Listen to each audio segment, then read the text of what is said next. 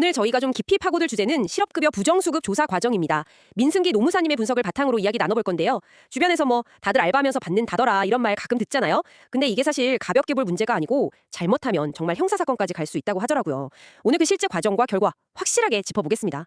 근데 이게 왜 그냥 돈 돌려주는 걸로 안 끝나고 형사사건까지 가는 걸까요? 그게 말이죠. 실업급여라는 게 결국 우리 세금, 그리고 고용보험료, 이걸로 만들어진 공적 기금이거든요. 네네, 공적 기금. 네, 그렇기 때문에 이건 부정하게 받는다는 건 단순히 뭐 돈을 좀 잘못 받았다 이런 차원을 넘어서요. 국가 지원금을 일부러 속여서 타낸 행위, 그러니까 거의 사기죄랑 비슷하게 보는 거죠. 아, 사기죄요? 네, 그래서 적발되면 단순히 받은 돈만 돌려주는 게 아니라 형사처벌 가능성까지 생각해야 합니다. 이게 상당히 높아요. 절대 가볍게 생각하면 안 되는 거죠. 그렇군요. 그럼 조사는 보통 어떻게 시작되나요? 서류부터 내라고 한다던데요? 네, 노동청에서 일단 뭔가 부정수급 정황이 보인다 싶으면 당사자, 그러니까 실업급여 받으신 분하고 경우에 따라서는 사업주한테까지 연락을 하죠.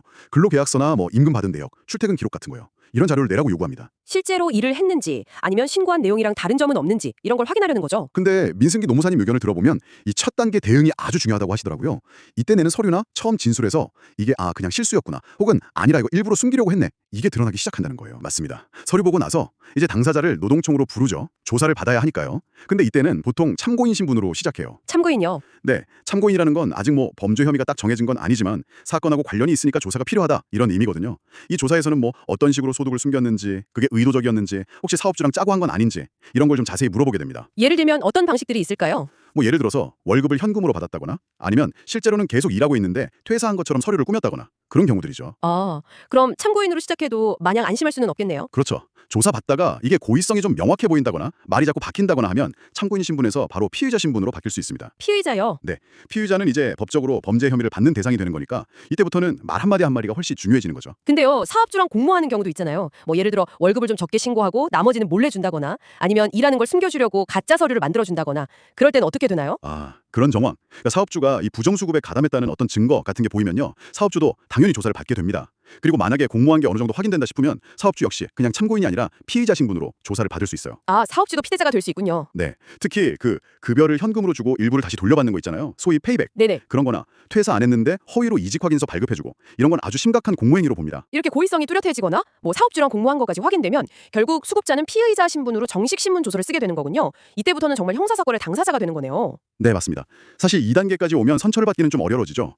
그렇지만 그럼에도 불구하고 사실관계를 솔직하게 다 인정하고 또 부정수급액을 돌려주겠다는 의사를 명확히 밝히는 게 중요합니다. 처벌 수위를 조금이라도 낮추려면요. 근데 형사 절차랑은 또 별개로 행정적인 처분도 있다면서요. 맞아요. 형사처벌은 형사처벌이고, 그거랑 별개로 행정적인 제재, 그러니까 추가 징수금이 부과돼요. 추가 징수금이 얼마나 내야 하나요? 이게 전과 기록 남는 거랑은 다른 차원인데요.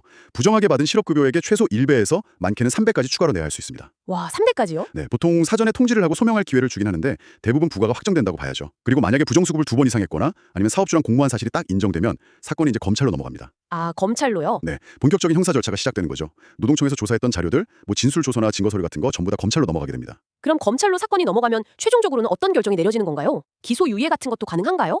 검찰에서는 그 사건 내용을 다 봅니다. 고의성이 있었는지, 부정수급의 규모가 얼마나 되는지, 반성을 하고 있는지, 돈은 돌려줬는지, 이런 걸 다 종합적으로 판단해서 처분을 결정해요. 만약에 처음이고 금액도 그렇게 크지 않고 또 자진해서 반환했다면 뭐 교육받는 조건 같은 걸로 기소유예 처분을 받을 수도 있어요. 기소유예면 전과는 안 남는 거죠? 네, 맞아요. 혐의는 인정되지만 검사가 재판에는 안 넘기는 결정이니까 전과 기록은 남지 않죠. 하지만 딱 봐도 의도가 좀 불순했거나 특히 사업주랑 공모했다면 약식 기소라고 해서 벌금형이 내려질 가능성이 높습니다. 벌금형이요? 네, 공모한 경우에는 최소 600만 원 이상의 벌금이 나오는 경우도 꽤 흔하다고 해요. 그렇군요. 결국엔 조사 초기부터 좀 성실하게 임하고 빨리 반환하는 게 최선이다 이런 말씀이시네요. 네, 바로 그 점입니다. 민승기 노무사님도 그 부분을 강조하시더라고요. 오히려 조사 과정에서 거짓말하거나 뭐 증거 숨기려고 하면 그게 더 안 좋게 작용해서 더 무거운 처벌로 이어질 수 있습니다. 아, 오늘 이야기 들어보니까 실업급여 부정수급 이거 정말 가볍게 생각할 문제가 아니네요. 그냥 뭐 행정처분으로 벌금 좀 내고 끝나겠지 이렇게 생각하기 쉬운데 실제로는 형사 절차로 넘어가서 검찰 조사받고 처벌받고 심지어 전과 기록까지 남을 수 있다니 꼭 기억해야겠습니다. 그러니까 문제가 되기 전에 자진 신고하는 게 제일 좋고, 만약 조사가 시작됐다면 솔직하게 인정하고 반원하는 자세가 중요하다는 거네요. 네, 특히 사업주가 공모한 경우에는 최대 5년 이하 징역 또는 5천만 원 이하 벌금까지 받을 수 있거든요. 이런 점을 생각해보면 나 하나쯤이야 이 정도는 괜찮겠지 하는 그런 생각들이 우리 사회 전체의 어떤 신뢰 시스템을 얼마나 흔들 수 있는지, 그리고 결국에는 그게 개인의 삶에 어떤 예상치 못한 결과를 가져올 수 있는지 한 번쯤 진지하게 고민해볼 필요가 있지 않을까 싶습니다. 네, 오늘 말씀 정말 감사합니다. 다음 시간에 더 유익한 내용으로 찾아뵙겠습니다.